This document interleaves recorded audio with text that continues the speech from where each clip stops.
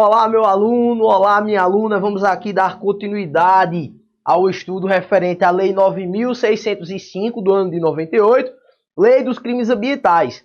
E é bem verdade que nós já discutimos diversos aspectos importantes no que diz respeito a essa lei, mas antes de dar prosseguimento aos aspectos que serão discutidos hoje, esses desdobramentos importantes para a sua prova, eu queria fazer uma sugestão que eu preciso que de fato você siga para o melhor desempenho nas próximas provas que você porventura se submeta e que venha a ser cobrada a Lei dos Crimes Ambientais, beleza?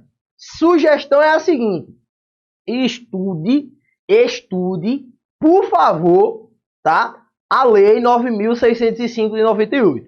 Aqui a gente não está, digamos assim, investindo tempo para ler somente a lei seca. A gente está fazendo a explicação desta e fazendo a análise concreta de alguns pontos importantes, até porque a lei é bem extensa.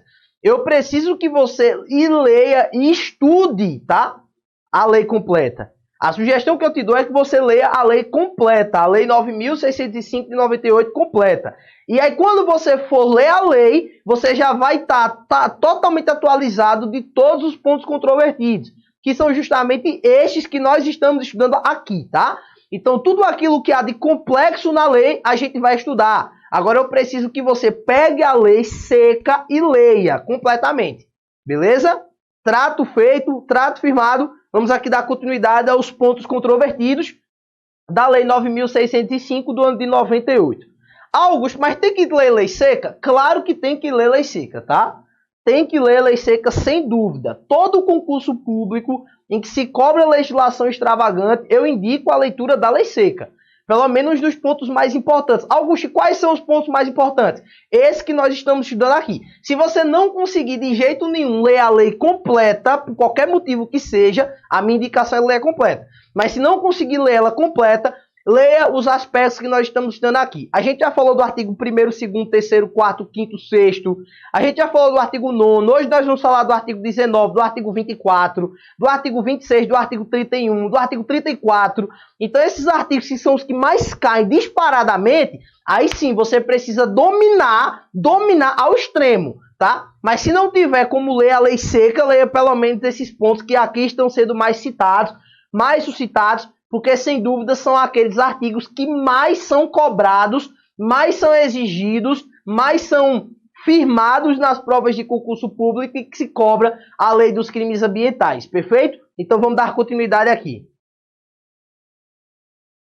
Para começar a nossa discussão, vamos começar falando sobre perícia ambiental, tá? Perícia ambiental. Vê só.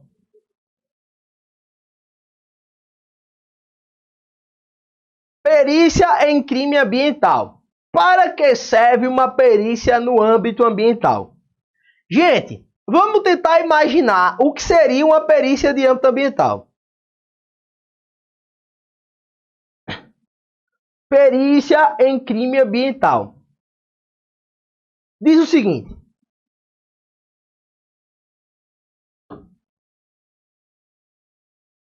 deve-se levar em consideração, tá? Para que serve uma perícia em âmbito ambiental? Vamos lá. Vamos tentar pensar junto qual é a finalidade de uma perícia. Vamos tentar imaginar junto qual o motivo de existir de uma perícia. Inclusive, no âmbito geral, né, que é o processo penal e o Código Penal, muitas disposições foram alteradas através do pacote anticrime no que diz respeito às perícias. Essas alterações elas chegaram através do pacote anticrime, que implementou algo chamado no direito penal e processual penal brasileiro de cadeia de custódia. Mas não é o nosso objeto de estudo para esse momento. O que a gente vai se debruçar, o que a gente vai estudar de fato, é no que diz respeito, tá, à perícia ambiental. E a gente precisa entender para que serve uma perícia. A perícia ela serve para que a gente reúna elementos fáticos jurídicos no que diz respeito a um determinado ilícito.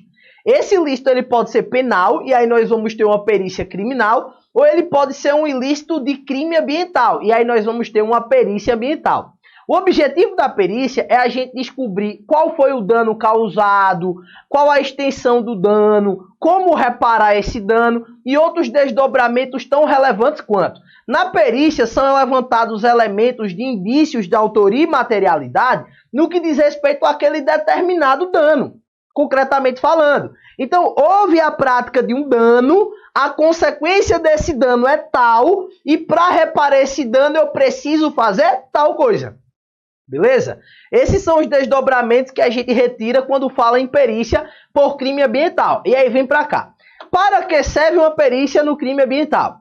Deve-se levar em consideração a previsão do artigo 12 da Lei de Crimes Ambientais, que vai dialogar sobre isso. Contudo, destaque-se a indicação do montante causado não é uma previsão absoluta. Essa indicação é possível, tá? É uma possibilidade sobre o prejuízo causado que terá como principal objetivo a valoração da fiança, tá? Então, bora lá. Vem para aqui porque é basicamente essa a situação que a gente vai se debruçar a partir desse momento. Quando eu penso na ideia de crime ambiental, bom, aconteceu um crime ambiental. Quando eu falo de crime ambiental especificamente nos termos da Lei dos Crimes Ambientais, se leva em consideração um fator muito importante, Augusto. E que fator tão relevante é esse que você está aqui falando muito? A possibilidade de fazer um levantamento no que diz respeito ao dano causado. Por exemplo, o dano causado foi de tantos reais. Beleza? Como o dano causado foi de tantos reais, significa que para reparar este dano causado eu vou precisar de tantos reais. Beleza? Na perícia ambiental, lembre-se que boa parte dos institutos do direito ambiental e dos crimes ambientais trazidos pela Lei 9.605 de 98 vão se preocupar com a reparação do dano. Então, na perícia ambiental haverá uma forte preocupação no que diz respeito a reparar o dano causado. Então, havendo um dano, este dano precisará ser reparado. E, consequentemente, a reparação do dano precisará ser apontada na perícia. Esse dano aqui, em sentido específico, para ele ser reparado, eu vou precisar disso, porque gerou um dano de aproximadamente tanto e etc. Então, há essa diferenciação marcante no que diz respeito à perícia ambiental, porque ela vai levar bastante em consideração a extensão do dano causado, beleza? Então, vem para cá para a gente aprofundar no conhecimento. O artigo 19 da Lei dos Crimes Ambientais vai falar que a perícia de constatação do dano ambiental, olha o nome da perícia, perícia de constatação do dano ambiental, porque ela constata a realização e a existência de um dano. Sempre que possível, anota isso, deixa isso muito claro, porque se tu pegas uma banca chata, cri-cri, que gosta de cobrar previsão de lei seca, ela provavelmente vai bater fudendo nessa perícia de crime ambiental, dizendo que todas as vezes se deverá fixar um montante, tá? De prejuízo causado. Isso tá errado, não é assim, beleza? Tá errado, vai dar merda. A perícia constante de dano ambiental, tá? Sempre que possível, é quando for possível e não em todos os casos. É quando houver possibilidade fática e não em todos os casos. Mas sempre que possível, fixará o montante do prejuízo causado para efeitos de prestação de fiança e para efeitos de cálculo de multa. Beleza? Então, para que é que serve, Augusto, a perícia por dano ambiental? Constatar o dano ambiental e fixar sempre que possível o montante do prejuízo causado para efeitos de prestação de fiança e para efeitos de cálculo de multa. Beleza? Vem para cá.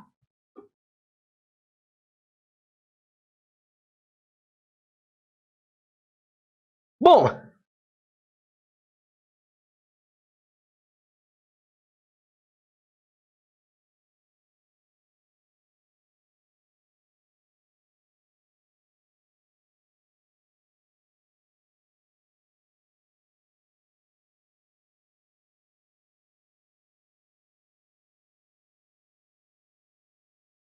no próximo desdobramento que será aqui debatido, nós encontramos a seguinte previsão.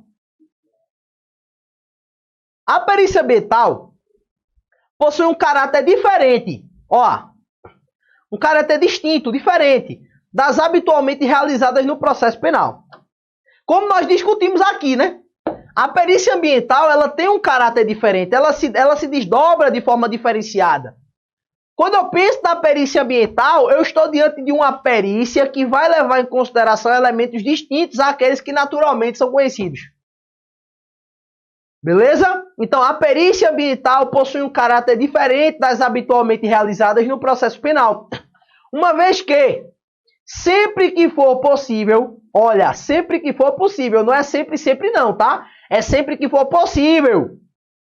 As perícias ambientais vão ter que indicar o montante do prejuízo causado. Beleza? Então, o prejuízo causado precisará ser deliberado através da perícia. A perícia, ela vai ter que deliberar acerca do prejuízo causado. Beleza? Mas é lógico que isso só vai acontecer quando for possível. Quando não for possível, cara, esquece. Não vai ter necessidade de fazer isso, beleza?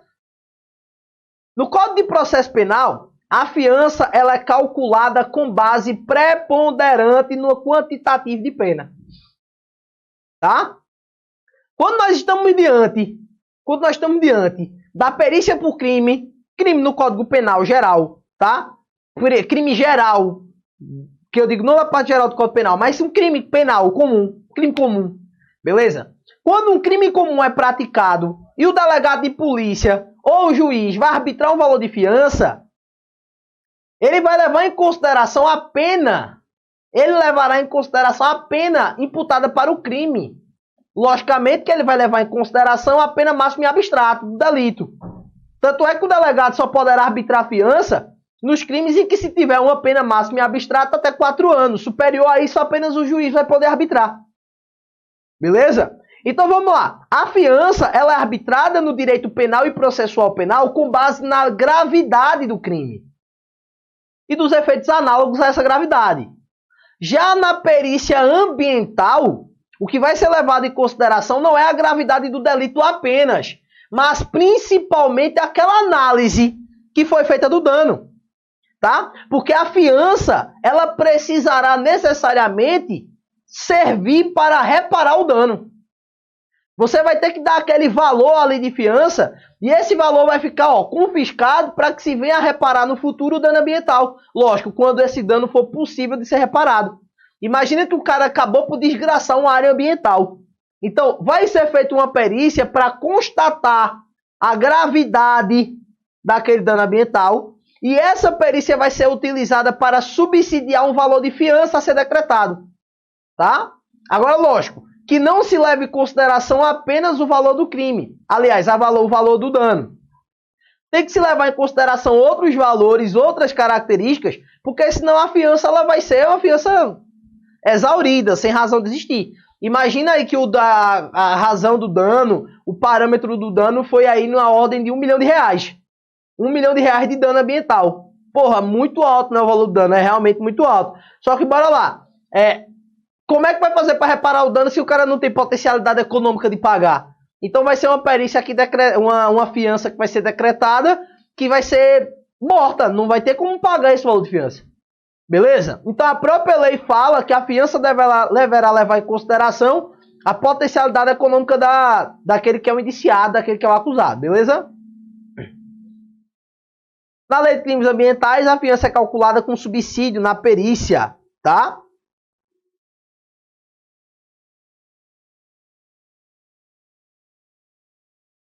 Na lei de crimes ambientais, a fiança é calculada com subsídio da perícia ambiental, sempre que possível, porque a fiança, ao final, será realizada para pagar ou reparar o dano ambiental.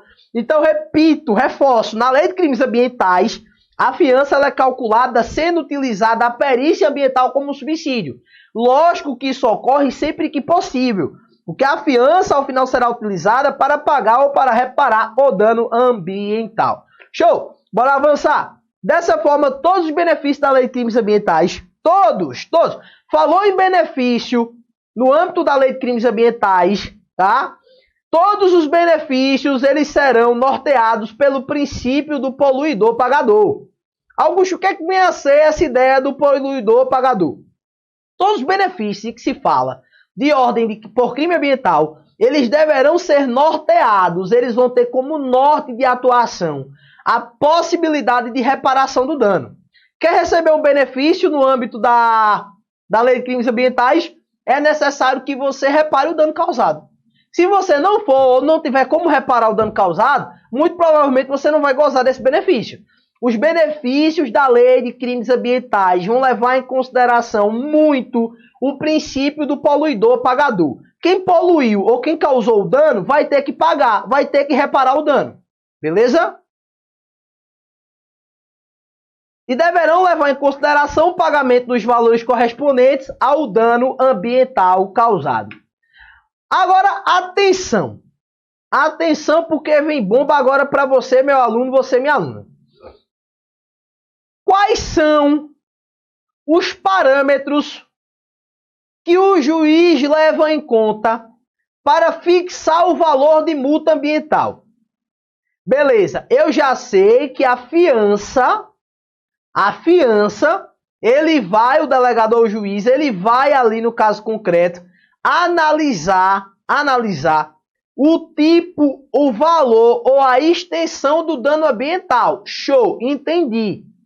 Mas e para fixar a multa ambiental? Para fixar a multa, o valor de multa ambiental, o que é que deverá ser levado em consideração? Aí leva-se em consideração o valor do prejuízo causado, levantado pela perícia sempre que possível. Tá? E também deverá ser levado em consideração a situação econômica do infrator com base no artigo 6º, inciso 3, tá? Da Lei 9.605 do ano de 98, que é a Lei dos Crimes Ambientais.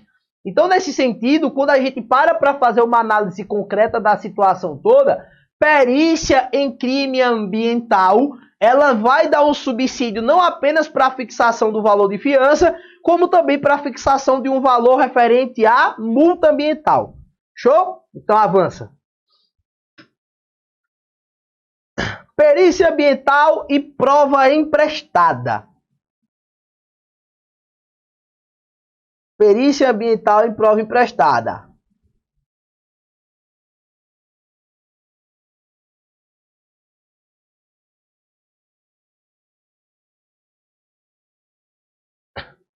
A perícia ambiental ou civil,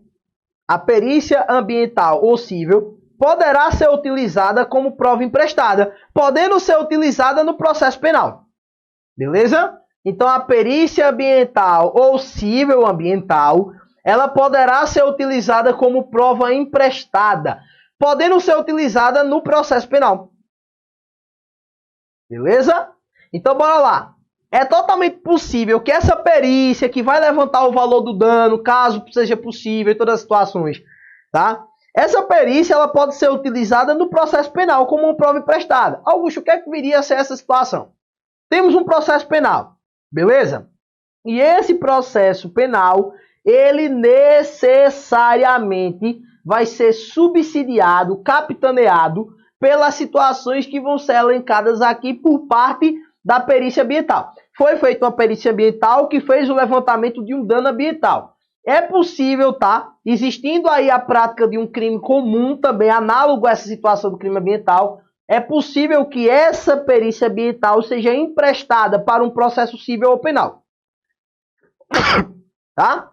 Então é totalmente possível que a perícia ambiental seja emprestada para subsidiar um processo civil ou um processo penal. A esse nome, a essa teoria, dá-se, né, o nome aí, pelo direito processual, de prova emprestada, porque foi uma prova colhida para a análise do crime ambiental, que vai ser utilizada aqui pela instrução no processo civil ou processo penal. E nesse último poderá ser oportunizado o exercício do contraditório diferido, postergado ou mitigado, né? Em que durante o processo penal as partes poderão questionar a legalidade da perícia, beleza? A legalidade da perícia ela não vai ser nem muito discutida nem questionada no decurso do inquérito, mas é possível que se aplique aí a figura do contraditório diferido ou postergado, que é quando você vai exercer o contraditório sobre uma prova colhida no inquérito policial, na fase processual, ou seja, no decurso do próprio processo, levantando quesitos ou outros desdobramentos tão relevantes quanto essa matéria.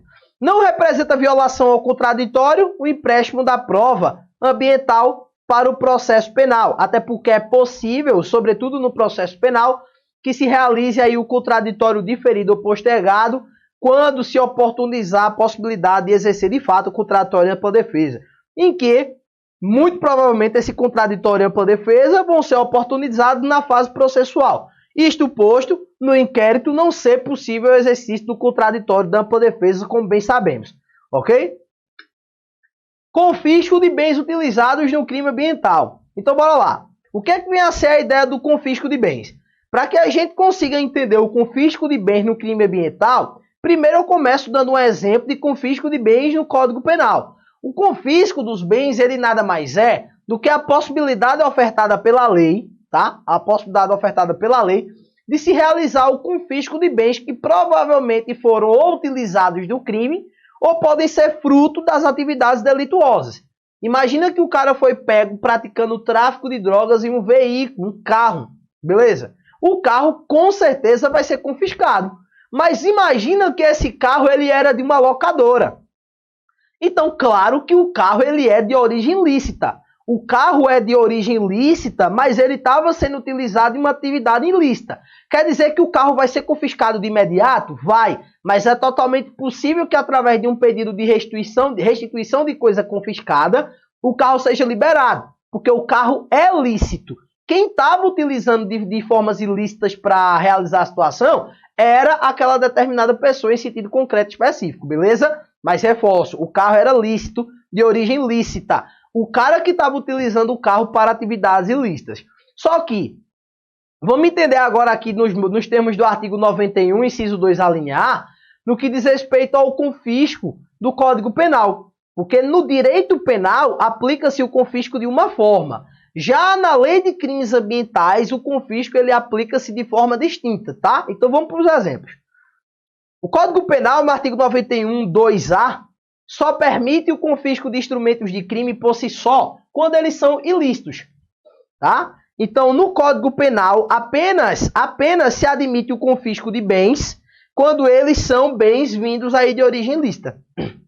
Dessa forma, é totalmente correto afirmar que o Código Penal não permite o confisco de qualquer tipo de objeto que seja de origem lícita. Beleza? Bem de origem lícita não vai ser confiscado nos termos do Código Penal em contexto de crime comum. Tá? Então, olha um exemplo aqui. João atropelou Maria. João atropelou Maria, beleza? Só que João atropelou Maria com carro lícito e foi condenado por homicídio doloso. Nesse sentido, o carro não será confiscado, uma vez que o carro é um objeto lícito. Tá? O carro é um objeto lícito. João atropelou Maria com carro lícito. Então não há o que se falar em confisco de bens. Não há o que se falar. Tá? João atropelou e matou Maria com um carro comprado de origem lícita.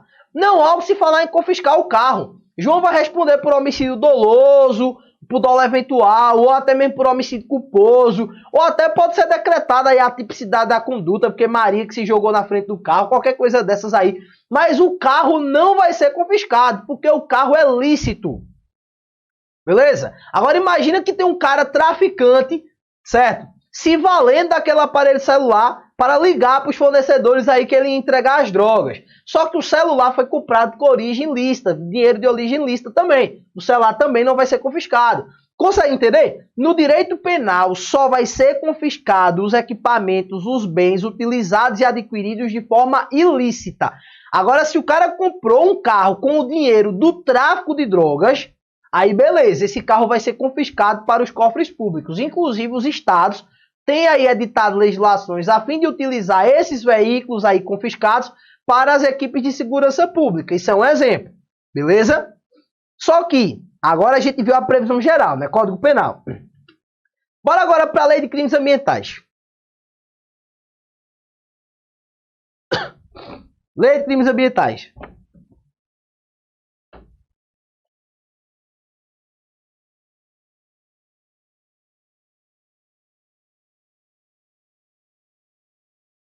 Artigo 25, parágrafo 5º da Lei de Crimes Ambientais vai dizer o seguinte: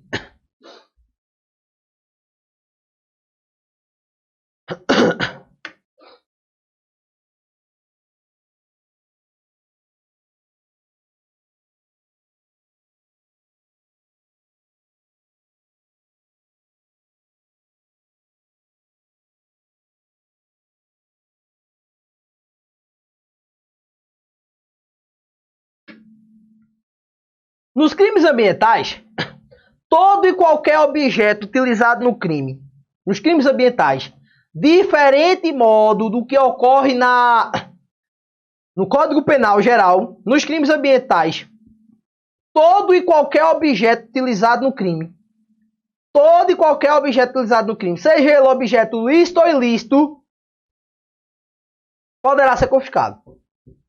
Nos termos da Lei de Crimes Ambientais, todo e qualquer objeto utilizado no crime, seja ele objeto lícito ou ilícito, poderá ser confiscado. Reitero, sendo objeto lícito ou ilícito, não importa, poderá ser confiscado. Por que isso acontece, Augusto? Porque a ideia da Lei de Crimes Ambientais é reparar o dano, é o interesse público. Beleza? Então, nesse sentido, todo e qualquer objeto que for apreendido aí com o cara que causou o dano, sendo lícito ou ilícito, vai ser apreendido e poderá ser confiscado, posteriormente penhorado, para se levantar dinheiro a fim de pagar o dano ambiental. Beleza? Esse é o propósito essencial da Lei de Crimes Ambientais. Contudo, aí vem a jurisprudência, né? Superior Tribunal de Justiça suavizou a interpretação do artigo 25º da Lei de Crimes Ambientais e, nesse sentido, restou entendido que existem aqui bens lícitos e ilícitos. Ó. Bem ilícitos só deverão ser confiscados se forem habitualmente utilizados.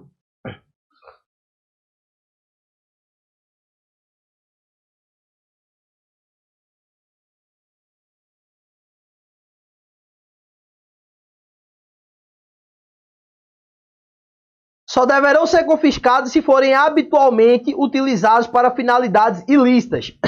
Bem lícito não deverá ser confiscado, ainda que tenha sido utilizado uma vez, não é um bem utilizado habitualmente para essa finalidade. Beleza? Então, de acordo com a Lei dos Crimes Ambientais, em seu artigo 25, parágrafo 5º,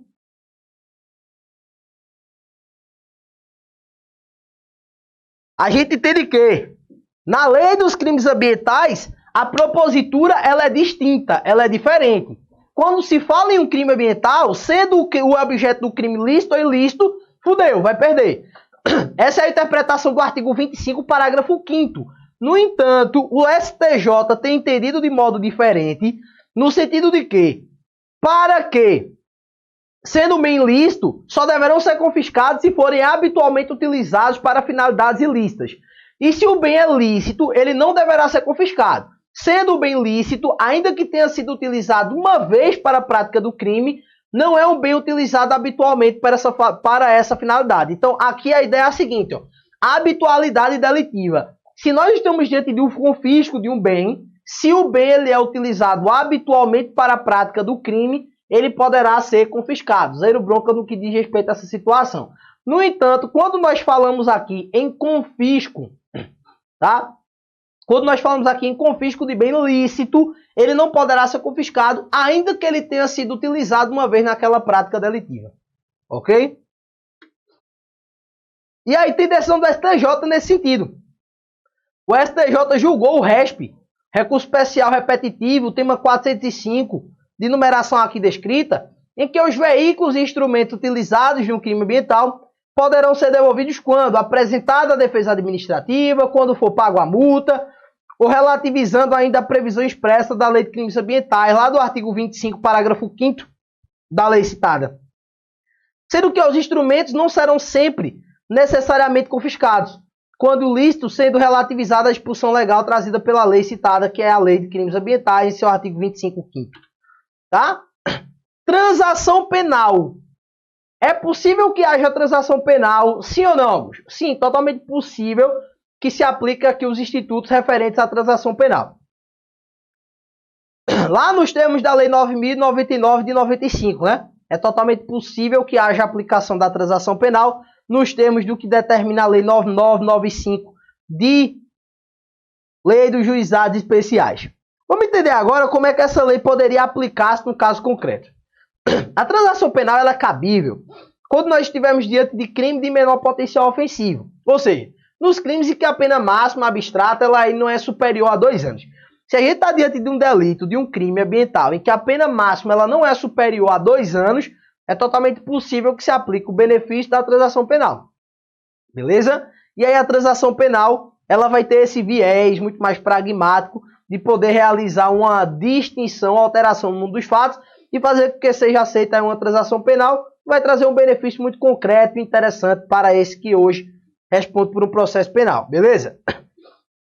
Só que os crimes de menor potencial ofensivo estão tratados lá na Lei 9995, Juizado Especial Criminal, Juizados Especiais, né? Em que uma parte desta fala sobre o Juizado Especial Criminal, GECRIM, mas nós também temos a Lei dos Crimes Ambientais, sendo aqui delineada e discutida, né? E aí eu faço um recorte específico. Quando nós estamos diante da Lei 9995, beleza? Lei de Juizados Especiais, nós estamos diante de um instituto despenalizador. Tá? E se nós estamos diante de institutos despenalizadores, nós temos 2 principais situações. A composição civil e a transação penal. Acordo entre o imputado e a vítima para reparação civil que extingue o dano. E a transação penal é um acordo entre o infrator e o Ministério Público para a aplicação imediata de uma pena que não seja a prisão. Como, por exemplo, a aplicação de restrições de direito, aplicação de multa, prestação de serviço à sociedade e outras previsões tão relevantes quanto. Só que a parte interessante da transação penal nos crimes comuns, lá na Lei 9.099 de 95, é justamente que aqui a composição civil ela não é um requisito para a transação penal. É possível que o cara não aceite a composição civil, mas aceite a transação penal, tá? Imagina que o cara teve uma confusão em uma certa situação e aí se fez uma proposta de composição civil para reparar o dano, tá? Ele não aceitou a composição civil, mas ele pode aceitar a transação penal. Por quê?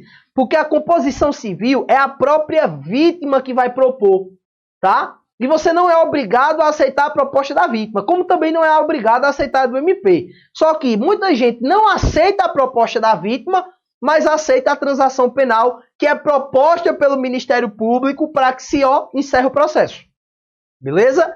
Então a transação penal ela é um acordo entre o infrator e o Ministério Público para a aplicação imediata de uma pena diversa da prisão. O cara não vai ser preso, mas vai ter restrição de direito, vai ter aplicação de multa. Já a composição civil é um acordo entre o imputado, o infrator e a vítima, tá? Para a reparação civil, ou seja, para pagar valores relacionados ao que seria justo entre as partes aí para resolver o problema. Só que, reforço, na transação penal por crime comum, é possível que o cara rejeite a composição civil e aceite a transação penal. Diferente modo aplica-se na Lei de Crimes Ambientais. Na Lei de Crimes Ambientais, tá? Na Lei de Crimes Ambientais, o cara vai ter que aceitar a composição civil para poder acertar a transação penal. Beleza? A Lei de Crimes Ambientais fala que a composição civil é requisito para a transação penal. Lembre-se que todos os benefícios da Lei de Crimes Ambientais, visam garantir que o acusado repare o dano. Princípio do poluidor pagador. Beleza? Então, na transação penal, todos os benefícios, tá? Eles vão ser aplicados de forma distintas. Princípio do poluidor pagador norteando essa nossa discussão. Então, nesse sentido, nos crimes ambientais de menor potencial ofensivo, que são menor até 2 anos, só será cabível a transação penal, só cabe transação penal, com a assinatura do termo de composição civil. Para aceitar a transação penal, o infrator vai ter que aceitar a composição civil do dano. Mas tome nota para a seguinte situação. Não significa que ele tem que pagar o dano. Significa que ele tem que assinar um termo de ajustamento de conduta a fim de reparar o dano. Se a tua questão de prova diz que só será cabível transação penal nos casos de crime, no contexto da lei de crimes ambientais, tá? Só sendo cabível o acordo de transação penal. Quando for aí reparado o dano, tá errado. Porque é totalmente possível que ele aceite a transação penal e assine a transação penal entre infrator e Ministério Público, sendo que ele não reparou o dano ainda, mas ele se comprometeu em reparar, através da assinatura de um termo de composição civil. Augusto, mas e se ele não reparar? Se ele se comprometer em reparar o dano, mas não reparou, como é que vai prejudicar essa situação? Aí o próprio Estado ele vai poder aí executar a composição civil. Entrar com ação de execução para exigir os valores, tá?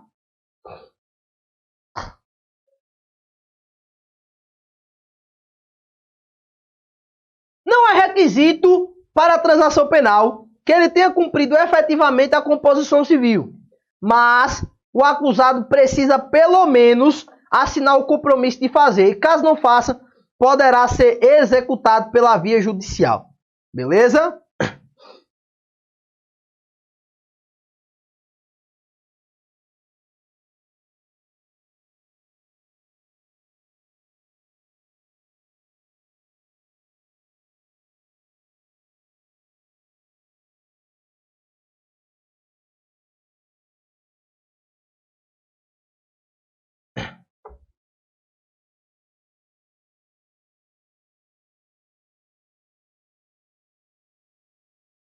Habeas corpus em favor de pessoa jurídica. Augusto, é cabível habeas corpus em favor de pessoa jurídica? Claro que não. Em nenhuma nuance, tá?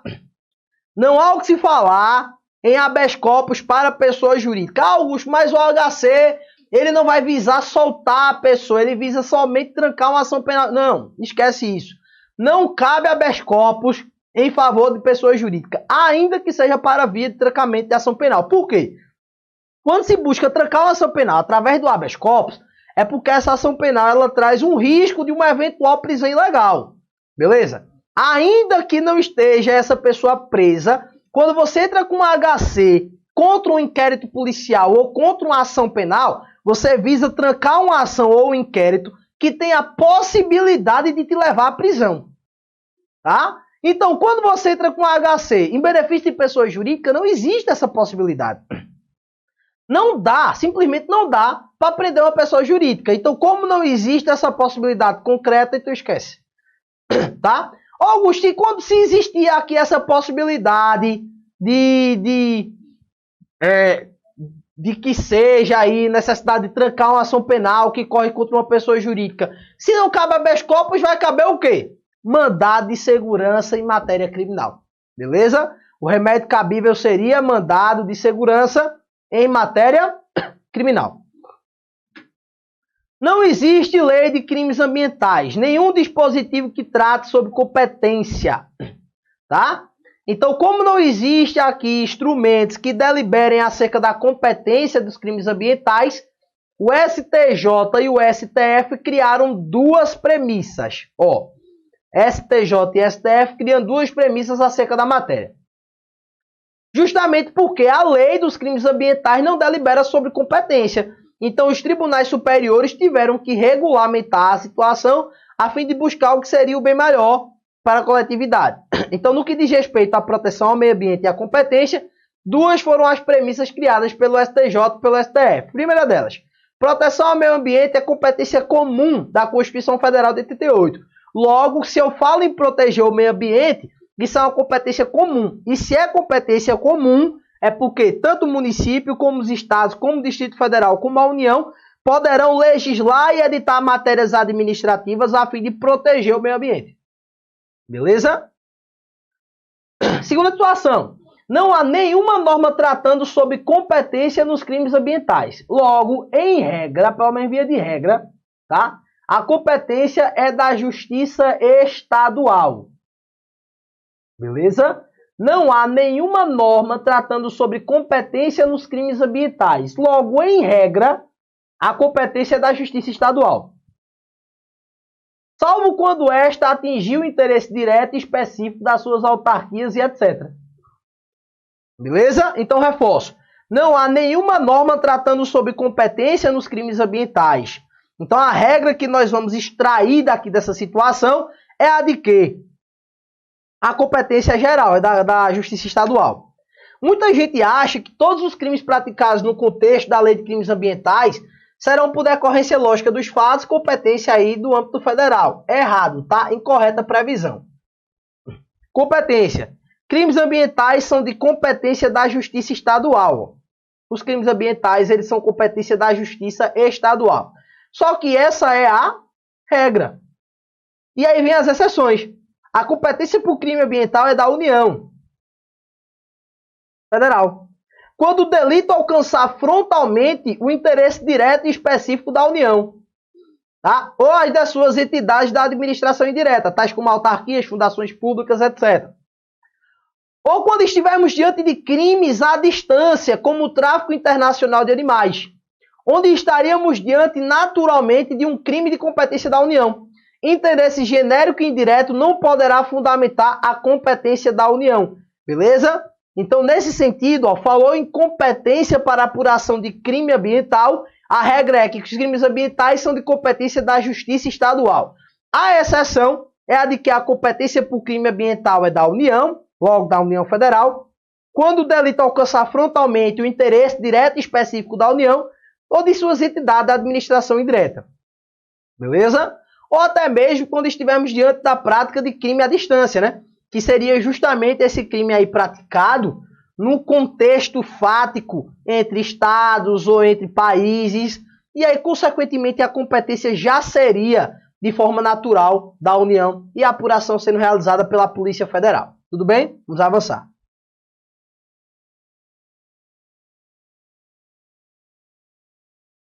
Dessa forma, nós concluímos a aula de hoje no que diz respeito aos crimes ambientais, dispondo acerca dos principais pontos controvertidos dessa lei tão importante, que é a Lei 9.605 do ano de 98. Legislação extremamente importante para a sua prova, que pode ser cobrada e, caso seja, você está com elementos aqui teóricos importantes e suficientes para acertar as questões. Qual é a sugestão que fica? Revisa o material que vai ser apresentado, revisa a lei, estuda e aprofunda a lei, tá? E, se possível, leia a Lei 9.605/98 em sua totalidade, beleza? Mas, se não for possível de forma nenhuma, leia pelo menos os artigos que aqui foram apresentados, que são, sem dúvida, aqueles mais cobrados da sua prova, beleza? Forte abraço.